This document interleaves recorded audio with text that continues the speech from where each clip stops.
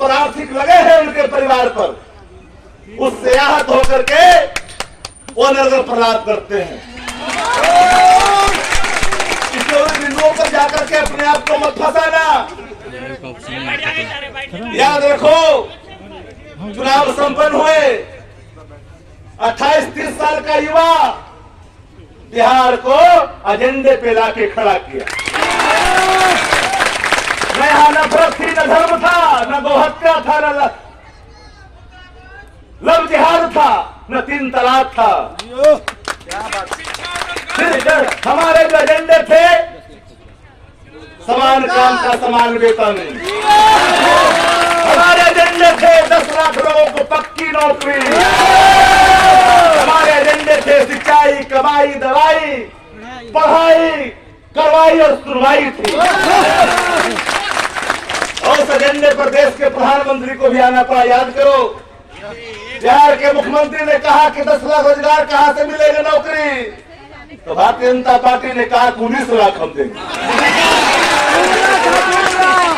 इनके जवान पर ऐसा करारा तमाचा, इनके मुख्यमंत्री के जवान पर ऐसी करारा तमाचा कि तुम 10 लाख को नकारते क्यों, तब 19 लाख देने के लिए तैयार है जी। जो लोग व्यक्ति, याद करो, आपकी मांग हम अपनी मांग मान करके प्रतिदिन सरकार को हम चैन से सोने नहीं देंगे।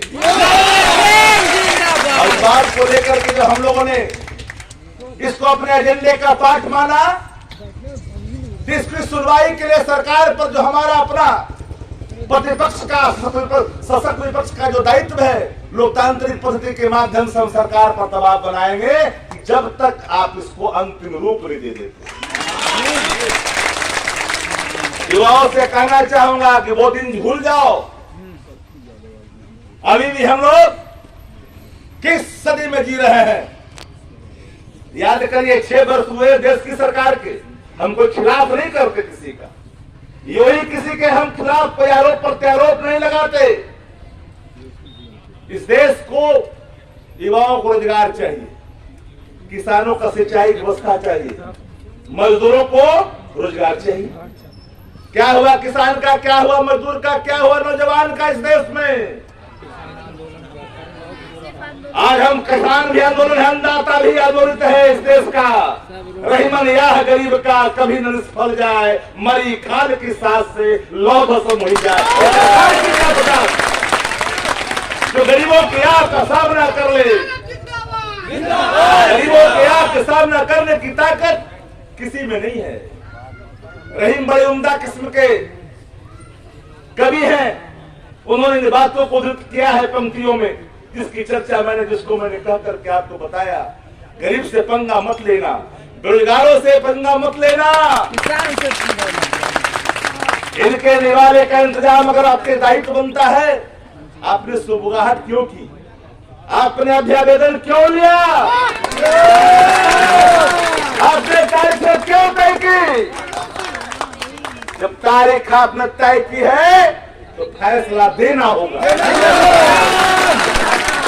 कार करके हम मीनाक्षी सोसादरी जैसे फिल्मकार तो नहीं है, हम वो नहीं है सनी देओल की तारीख पे तारीख, तारीख पे तारीख, तारीख पे तारीख। हम उन तारीखों पर सुनवाई चाहते हैं। दामनी में है ना, तो हम तारीखों पर सुनवाई चाहते हैं। 94,000 अभ्यर्थियों ने जो अपने अभ्यावेदन के माध्यम से अपने चयन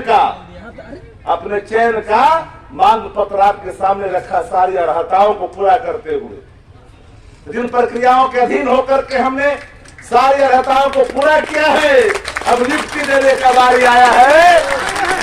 अब दाल मटोल नीतियां इस राज्य के अंदर में नहीं चलेगी। हमने कहा था खरमास के बाद याद रखिएगा, खरमास तक हम लोगों ने किसी प्रकार का प्रतिकार नहीं करने का निर्णय लिया, लेकिन अब खरमास खत्म हो गया। 14 तारीख को चूड़ादही के बाद नए दिन का उदय भी हो गया। इसलिए सरकार को भी हम लोगों ने कहा है, सरकार भाग रही है सदन चलाने से, याद रखना 1.5 महीने का बजट सत्र होता है, 4 दिन में समाप्त करना चाहती है। रूटीन के माध्यम से सारे मुखबंद के माध्यम से सारे विभागों का अनुदान मांग पास कराना चाहते हैं। हम लोग इस सदन के सदस्य रहे हैं, हम लोग सरकार चलाया है, हम लोग प्रक्रिया को जानते और समझते हैं। आसानी से कोई चाहे भाग जाना, हम लोग मजबूर करेंगे, मुख्यमंत्री आवाज से निकलने तक नहीं देंगे। हमारे नेता इन चीजों को लेकर के लगातार आगाह किया है कि लोकतंत्र में लोकतांत्रिक प्रक्रिया होनी चाहिए, लोकतंत्र में लोकराज होना चाहिए। जो लोकलाज की बात करने वाले लोग आज लोकलाज को तिजलांजलि देकर के न जाने कितने अभिवक्ता के अंतिम दहलीज पे खड़े होकर के पश्चाताप किया, आंसू बहाते और साष्टांग होकर के गुलामी करने के लिए मजबूर है। जो कल तक कहते थे कि मैं किसी कीमत पर किसी प्रतिबद्धता को स्वीकार नहीं कर सकता, आज बिहार का मुख्यमंत्री भारतीय जनता पार्टी के आगे घुटने टेक करके और सभी चीजों को स्वीकार कर रहे हैं जो स्वीकार न करने की कसमें खाई थी। जो अपने वचनों पर, जो अपने मूल्यों पर सरकार चलाने के लिए स्वांग रचते थे, आज कहीं न कहीं साष्टांग दिखाई पड़ रहे हैं। Governor chief minister of Bihar, जनता जानना चाहती है कौन, कहा गई आपकी वचनबद्धता, कहा गई, जानेगी ना। 3 तलाक पर आपने क्या बोला था? आपने तो भाजपा के सामने घुटने टेक दिया। 370 पर आपने क्या कहा था? घुटने आपने टेक दिया। अब जब बारी आई है लव जिहाद की, यहाँ रोटी चाहिए तो लव जिहाद, यहाँ रोजगार चाहिए, नियुक्ति पत्र चाहिए तो लव जिहाद। और इतने कमजोर लोग हो चुके हैं, इन चीजों को बड़े ही गंभीरता से समझने की जरूरत है। इसीलिए राष्ट्रीय जनता दल के अपने वचन पत्रों से हम मुकरने वाले नहीं हैं। हमारे वचन पत्र जो थे स्पष्ट था, समान काम का समान वेतन। और मैंने कराए पसुराई की सभा में 94,000 अभ्यर्थियों के संदर्भ में मैंने घोषणा करवाया। मुझे तारीख याद है, भले ही उनको तारीख याद हो न हो, सबको याद है, हमें वो तारीख भी याद है। इस तारीखों को हम टालने का जो प्रयास है सरकार को, हम नहीं सफलीभूत होने देंगे। ये तारीख को निर्णय में बदलना होगा। ऐसा नहीं है कि तारीख पे तारीख देने के बाद इरादे बदल जाएंगे, प्रक्रियाएं बदल जाएगी। प्रक्रिया ही वही होगा। इसलिए आपके मांगों के साथ, आपके आंदोलन के साथ हम लोगों ने दोबारा नेता के परमिशन किया। इसलिए नेता के जो है दिलों में आप बसते हैं। आने वाले समय में निश्चित रूप से सदन के माध्यम से हम लोग सरकार को घेरने का काम करेंगे और आपकी आवाजों को हमेशा बुलंद करने का काम करेंगे। हम लोग जब भी पिछले सदन में थे, लगातार आपके नियोजित शिक्षक के सवालों को लेकर सदन में चाहे ध्यान आकर्षण के माध्यम से हो, सुनकाल के माध्यम से हो, चाहे तारांकित के माध्यम से हो, आपकी आवाजों को हमेशा बुलंद करने का काम किया है। ये सरकार निश्चित रूप से दमनकारी सरकार है। भाई तेरे भाई शक्ति जी ने जिन बिंदुओं को छूने का काम किया है, ये सरकार कहीं भी जो है, ये पहला चुनाव का अवसर था जो हमारे नेता ने चुनाव में एक रोजगार के सवालों को लाकर खड़ा करने का काम किया था और कहा था कि मैं सरकार में जब आऊंगा तो पहली कैबिनेट की बैठक में 10 लाख लोगों को रोजगार दूंगा।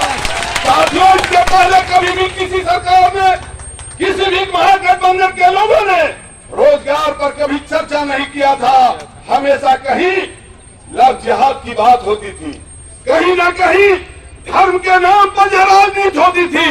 लेकिन साथियों, आज इस देश में रोजी रोटी और कपड़े का सवाल जो है, जो बुनियादी सवाल है, उस बुनियादी सवाल को लेकर चलने की जरूरत है।